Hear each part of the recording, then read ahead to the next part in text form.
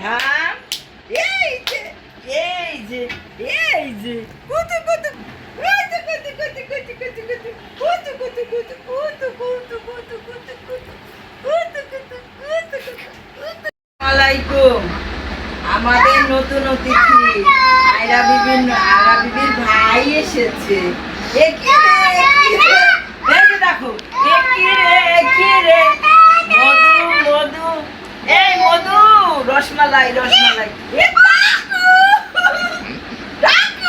রসমালাই রসমালাই কে কে খাবে নাই মধু রসমালাই মধু হ্যাঁ না না না দিয়ে দে মধু মধু মধু এই মধু এই যে মধু কই আমার রসমালাই বাবা দাও সবাই ওর জন্য দোয়া করবেন।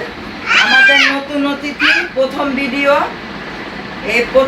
আমাদের ওর জন্য সবাই দোয়া করবেন। ও যেন ভালো সুস্থ সবল থাকে, মানুষের মতো মানুষ হয়, ও যেন ওর জীবনটা সুন্দর ভাবে ওরা দুই ভাই বোন সুন্দর করে বাচ্চা থাকে, সুন্দর ভালো একটা মানুষ হয়, ভালো মানুষের মতো মানুষ হয়।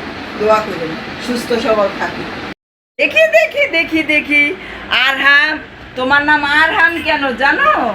আরহাম অর্থ কি জানো?